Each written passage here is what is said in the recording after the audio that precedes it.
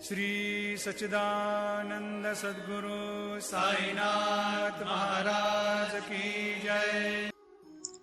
ಶ್ರೀ ಸಾಯಿ ಸಂದೇಶ.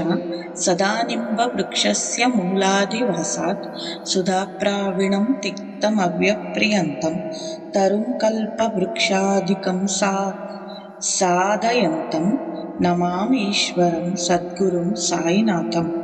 ಪ್ರಕೃತಿ ಜಡ, ಅದು ವಸ್ತು. ಜಡವಸ್ತು ಇನ್ನೊಂದು ಜಡವಸ್ತುವನ್ನು ಬದಲಾಯಿಸಲಾರದು. ಚೈತನ್ಯ ಶಕ್ತಿಯೊಂದೇ ಕರ್ಮಫಲವನ್ನು ನೀಡಬಲ್ಲದು. ಜಡವಸ್ತುವಿಗೆ ಇದು ಸಾಧ್ಯವಿಲ್ಲ.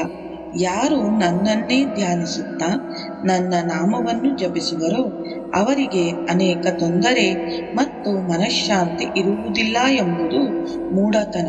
ಯಾರು ನನ್ನನ್ನು ಧ್ಯಾನಿಸುತ್ತಾರೋ ಅವರಿಗೆ ಚಿತ್ತವೃತ್ತಿ ನಿರೋಧಕ ನಾನು ಮನಸ್ಸನ್ನು ದುರ್ಬಲಗೊಳಿಸುತ್ತದೆ. ಅದನ್ನು ತಡೆಯಲು ಅವರಿಗೆ ಮನೋಬಲ ಬೇಕು. ಅದು ಅಲೆದಾಡಬಾರದು. ಮನಸ್ಸನ್ನು ಹಿಡಿತದಲ್ಲಿಡಲು ನನ್ನನ್ನು ಆರಾಧಿಸು. ನಿನ್ನ ಚಿತ್ತವನ್ನು ನನ್ನಲ್ಲಿ ಲೀನ ಮಾಡು. ನಿನ್ನ ಆಸೆ ಆಕಾಂಕ್ಷೆಗಳನ್ನು ತಿಳಿಯದಂತ ಮೂಢ ನಾನಲ್ಲ. ನಿನ್ನ ಆಸೆಗಳೆಲ್ಲವನ್ನು ನೀನು ಇಚ್ಛಿಸಿದಂತೆ ನಾನು ಈಡೇರಿಸುವೆನೆಂದಲ್ಲ. ನನ್ನನ್ನು ಆರಾಧಿಸುವುದರಿಂದ ನಿನ್ನ ಮನಸ್ಸಿನ ಕಲ್ಮಶಗಳು ದೂರವಾಗುತ್ತವೆ. ನೀನು ವಿರಕ್ತಿ ಮತ್ತು ನಿಸ್ವಾರ್ಥತೆಯನ್ನು ಹೊಂದಲು ಪ್ರಯತ್ನ ಪಡು. ನೀನು ಸಾಂಗತ್ಯ ದೋಷದ ಕೆಟ್ಟ ಪರಿಣಾಮಗಳನ್ನು ತೊರೆಯಲು ಪ್ರಯತ್ನ ಪಡು.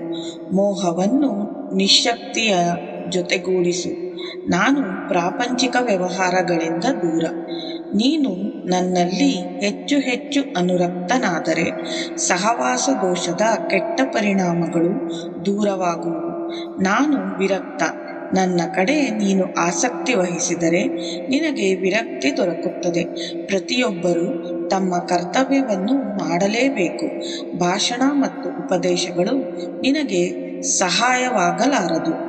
ನೀನು ನಿನ್ನ ಚಿತ್ತವನ್ನು ಆಂತರ್ಯದಲ್ಲಿ ಅವಲೋಕಿಸಿದಾಗ ಬರುವ ಭಾವನೆ ಯೋಚನೆಗಳು ನನ್ನದೆಂದೇ ತಿಳಿ. ನಿನ್ನ ಪುನರ್ಜನ್ಮ ನಿನ್ನ ಜನ್ಮದ ಕರ್ಮಗಳಿಗೆ ಅನುಸಾರವಾಗಿರುತ್ತದೆ.